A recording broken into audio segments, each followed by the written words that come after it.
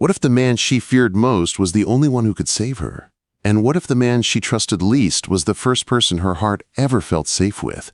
The wind rolled across the New Mexico desert, carrying heat, dust, and the weight of a life Elena Ward no longer wanted. She walked alone along the endless road leading toward Broken Mesa, her boots patched with scraps of old leather, her breath shallow from exhaustion, and her ribs aching where bruises still lived under her dress.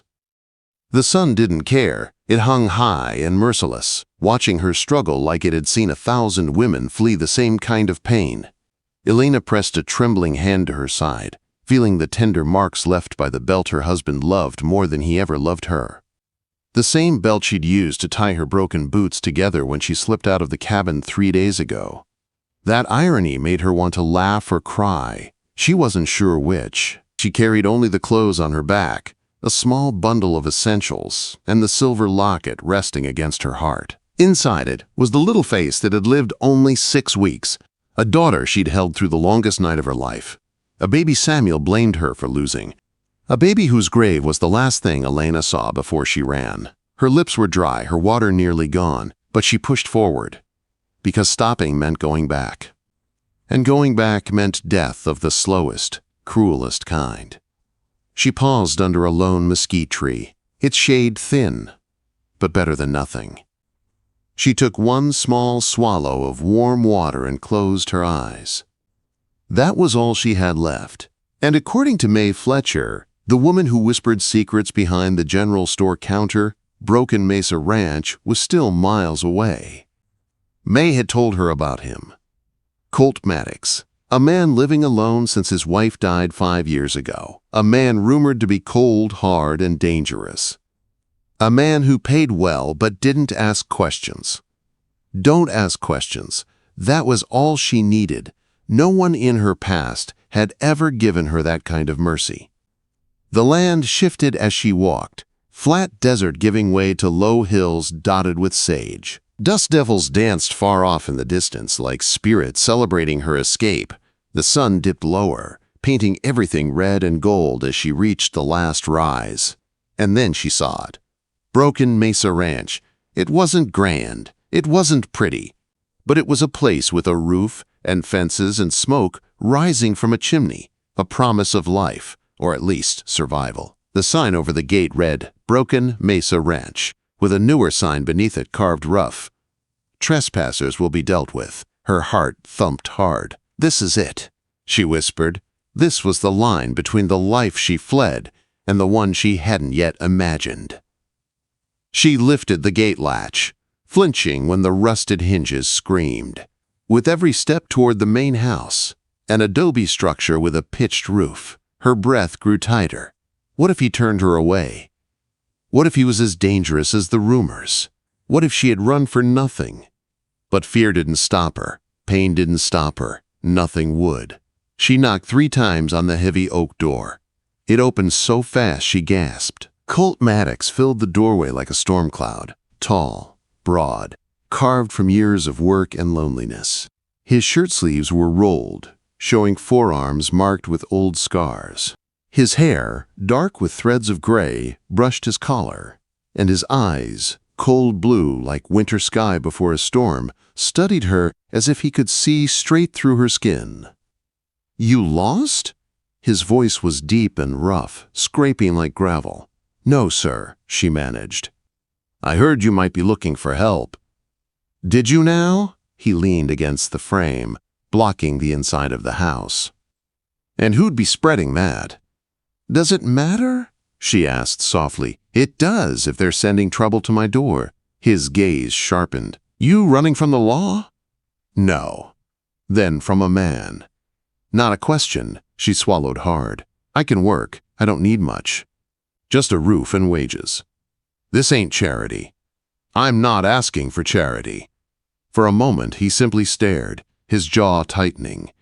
His eyes dropped briefly to the way she held her ribs. His expression didn't change, but something shifted in the air, something heavy and unreadable. "You slack off, you leave, you bring trouble, I send you back myself.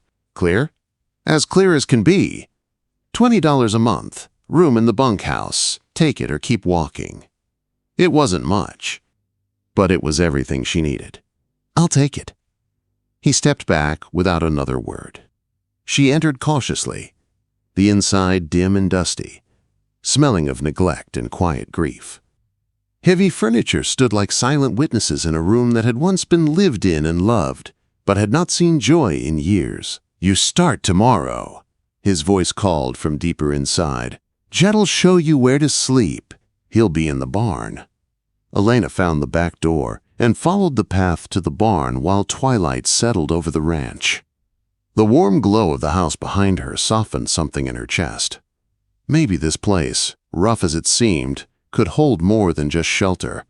Maybe it could hold healing. She found Jed Carter, older, gentler, with humor in his eyes, and he showed her to a small room with a narrow bed and a working stove. "Storms come hard out here," he warned kindly, "but you look like you've weathered worse." She smiled faintly. "I have." When she lay down that night, the desert wind rattled the window pane. But for the first time in months, the sound didn't make her flinch. Broken Mesa was rough. It was lonely. But it was safe. And she had no idea that the man with winter in his eyes would soon become the first person who ever saw the woman she truly was. What happens when a man who trusts no one notices the hurt a woman is trying so hard to hide? Elena woke before dawn on her first morning at Broken Mesa Ranch. The rooster crowed in the dark, but she was already sitting up, staring at the ceiling beams as pale light crept across her small room. The night had been full of unfamiliar noises, coyotes in the hills, the wind pushing at the walls, but none of them carried the danger she'd lived with for years. That alone felt like a blessing. She dressed quickly, pulling on her least-worn dress, and stepped out into the cool morning. The air felt fresh, softer than the harsh sun that would soon follow. Smoke drifted from the main house chimney. She hesitated at the kitchen door, then pushed it open. Colt Maddox was already there. He sat at the table, coffee mug in hand, flipping through a ledger. Morning light touched his face, revealing a thin scar along his jaw she hadn't noticed the night before. His sleeves were rolled again, muscled forearms resting on the table. He looked up at her entrance, expression unreadable, eyes sharp as always. "Coffee's on the stove," he said. No greeting, no welcome, but no anger either. Elena poured herself a cup, grateful for something warm between her hands. Then she found flour, beans, pork, and dried vegetables in the pantry, enough to make biscuits and gravy. Colt didn't tell her what to cook, didn't ask what she knew. He simply let her work. As she mixed dough, she felt his eyes on her now and then, studying the way she moved with quiet, careful efficiency. Not judging, just noticing. She kept her gaze low, focused on the task, grateful for the silence. Jed arrived while she was taking biscuits from the oven. "Well, Glory," he said cheerfully, "food that ain't burned, I may cry." Colt didn't smile, but something in his face softened. Breakfast became a strange dance. Jed filling the space with chatter, Elena serving carefully, Colt observing everything while saying almost nothing. After the meal, Colt stood and pushed his chair back. "House needs cleaning," he said. "Hasn't had proper care since." He stopped. Jed filled the silence gently. "Since Mary passed." Elena's hands paused on a dish. She didn't look at Colt, but she felt the shift in the air, a wound still tender, 5 years after it opened. "I'll do my best," she said quietly. He nodded once, grabbed his hat, and left without another word. Jed shook his head fondly. "Man's got the social skills of a fence post," he said, "but he's fair. Just give him time." Elena spent the entire morning cleaning. Dust coated everything. Cobwebs hung thick in corners. Windows were so dirty they barely let in the sun. She worked steadily, grateful for something to do, for something to fix that wasn't herself. By noon, she moved upstairs. That was when she found it. The door to the second room opened easily. Inside, dust lay thick on every surface, undisturbed for years. Papers scattered on a desk. A worn shawl draped over a chair. A teacup long dry on a side table. Books lined a shelf. Titles she recognized. Stories of love, of sisters, of hope. It didn't look like a room abandoned. It looked like a room waiting for someone who wasn't coming back. Mary's room. Elena stepped inside slowly, heart aching for a woman she'd never known. She touched nothing but air, afraid to disturb a life frozen in time. But Colt had told her to clean. And Dust, as she'd told him later, didn't care about grief. She began gently wiping surfaces, stacking papers without reading them, folding the shawl with care. Each movement felt like stepping into someone else's sorrow. She didn't hear the footsteps on the stairs. She didn't see Colt until he filled the doorway, shadow and silence mixing around him. His jaw clenched, his breath caught. "I meant clean the house," he said, voice low. "This is part of the house," she answered softly. "Not anymore." Elena looked at him, really looked. The pain in his eyes wasn't anger, it was grief. Raw, buried, and still bleeding after 5 years. "She wouldn't want this room to fall apart," Elena said gently. "Not if she loved you." A quiet, dangerous stillness filled the space. She waited for him to order her out, to send her packing, to slam the door on the past he clearly couldn't touch. Instead, he closed his eyes. Just once. "Clean it," he said finally, "but don't change anything." He left before she could respond. The room felt different after that, as if letting in light had shifted something not only in the air but in him. She finished the cleaning, opened the windows, and let afternoon sun pour in. Dust danced in golden beams like something freed. Downstairs, she found Colt on the porch. He stared out at the desert, shoulders stiff, jaw tight. Elena brought him coffee and set it beside him. He didn't say thank you, but he didn't push it away either. That night she cooked supper. She hummed softly, a tune she used to sing to her baby girl. The melody drifted through the open window. On the porch, Colt stilled as if afraid to break it. He didn't speak. He didn't move. He just listened. For the first time since she'd arrived, she saw a crack in the winter of him. Not much, just a thin line of thaw. But enough to make her pause, to make her breath catch, to make her wonder what kind of man lived behind all that silence and sorrow. 2 weeks passed quietly. Routine settled, walls thinned. One morning, Elena was pulling water from the well when the cloth around her hands slipped. The rope burned across her wrist. She gasped, but kept hauling. A large hand reached out and grabbed the rope, lifting the bucket with ease. "You should have asked for help," Colt said. He froze. His eyes snapped to her wrist, to the rope burn overlapping faint yellow bruises in the shape of fingers. Old bruises from Samuel. Bruises Elena thought she'd hidden. Colt's face changed. Not in anger, in cold, controlled fury. "How long?" he asked, voice low. "It doesn't matter." "How long?" She swallowed. 6 years. Silence fell like a stone. "Men like that," Colt said, jaw tight, "don't hit once. They break everything they touch." "I'm not asking for protection," she whispered. "You don't have to." The way he said it, quiet, fierce, certain, made her shiver. From that moment on, something shifted between them. He wasn't just her employer anymore. And she wasn't just his hired help. They were two wounded people, recognizing the bruises inside each other. And the road between that moment and what came next would begin with a storm neither of them expected. What if the moment she tried to leave became the moment he finally chose her? The days after Colt saw the bruises on Elena's wrist changed something deep and unspoken between them. He didn't say much, but the way he moved around her shifted. He stood a little closer, he watched a little more carefully, he spoke a little softer. And when he looked at her, it was no longer with suspicion, but with a quiet kind of understanding that felt almost like protection. Elena tried not to notice. She tried to keep her head down and work. But noticing him was becoming harder not to do. The storm that hit the ranch 3 days later arrived faster than anyone expected. One moment the evening sky was clear and pink with sunset. The next, black clouds rolled over the mesas like they were chasing the night itself. Thunder cracked so close it made the windows shake. "The barn door is loose," Colt said, already pulling on his coat. "It can wait," Jed argued. "Storm's too strong." "It'll tear the roof clean off," Colt answered. "Stay inside. I'll be right back."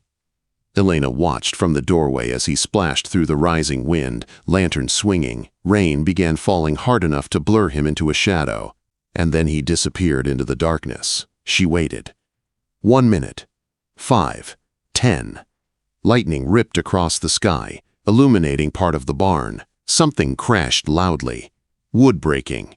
The lantern glow didn't reappear. "Something's wrong," Elena said, heart pounding.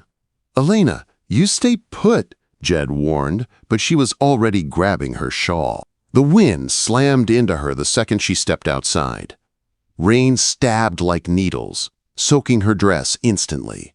She pushed forward anyway, one slow step at a time, shouting Colt's name into the storm. A weak groan answered her from somewhere to the left. She stumbled toward the sound, nearly tripping on a fallen board. Lightning flashed, and she saw him. Colt was half buried under part of the barn door, mud streaking his face, blood dripping from a cut near his temple. His lantern lay shattered beside him. "Colt!" she cried, dropping to her knees. He blinked up at her, dazed. "Elena, what are you doing out here?" "Saving you," she snapped. "Hold still." She wedged her shoulder under his arm. He was heavy, too heavy for her small frame, but she pushed anyway, gritting her teeth as she pulled him upright. Every step felt impossible, but Colt leaned on her, letting her guide him through the storm. Jed reached them at the door, hauling Colt inside. They laid him on the sofa, water pooling on the floor around them. Jed rushed for hot water while Elena pressed a cloth to Colt's bleeding head. "Easy," she whispered. His breath came rough. "You shouldn't have come out in that storm. If I hadn't, you'd still be buried out there." A faint smile touched his lips. "Stubborn woman. And you're the most stubborn man I've ever met." His eyes softened at that, but pain flickered too as another wave of dizziness hit him. "I was so scared," she admitted before she could stop herself. "Of me?" he asked. "No," she said softly. "For you." Jed returned, and together they stitched Colt's head wound. Colt didn't flinch except when Elena's hand brushed his cheek. Then his eyes met hers. Warm, grateful, tender in a way that made her breath catch. When she finished bandaging him, she rose to clean up. "Elena," he said quietly. She turned. "You saved my life. You'd have done the same for me." He shook his head. "Not because I had to, because I wanted to." Her throat tightened. She turned away quickly, afraid he might see something in her eyes she wasn't ready to admit. That night she sat in her small room, heart racing, unable to sleep. And then everything got worse. The next morning, Martha Turner arrived in a fury, word already spreading through town that Colt was sheltering a runaway wife. Martha accused Elena of sin, of ruining Colt's good name, of tarnishing Mary's memory. Elena stood silent through every cruel word, but when Martha mentioned Mary, something inside Colt snapped. "Get off my land," he said coldly. She sputtered. "I beg your—" "You heard me, and if you bring this poison back again, I'll send you running so fast you'll forget your own name." Martha fled in shock. Elena turned to Colt, voice soft but breaking. "I'm hurting you. I didn't mean to, but I am." "You're not," he said. "The whole town is talking." "I don't care." "I do," she whispered. "I can't watch you suffer because of me." That night, she packed her things. She left a note on the kitchen table thanking him for everything. Then she slipped into the cold darkness before dawn, determined to disappear before she caused more harm. But the desert does not forgive the unprepared. A sudden wall of sand rose like a beast, swallowing the sky and the road. Within minutes, she couldn't see her own hands. Wind ripped at her dress. Dust filled her lungs. She tripped, twisted her ankle, and collapsed. She thought this was where she'd die. But then she heard hooves. Colt's voice broke through the roaring wind. "Elena! Elena!" He found her by sheer will, pulling her onto his horse, arms locked around her as he rode hard back to the ranch. She clung to him, shaking, tears mixing with dust on her cheeks. When they reached the house, he lifted her into his arms and wouldn't let her stand. "You're hurt," he said, voice shaking. "Why did you leave?" "I didn't want to bring trouble to your door." "Elena," he whispered, cupping her face, "you are not trouble. You're the only good thing that's walked into this house in 5 years." She sobbed once, quietly. He brushed his thumb across her cheek. "I can't lose you, not after everything."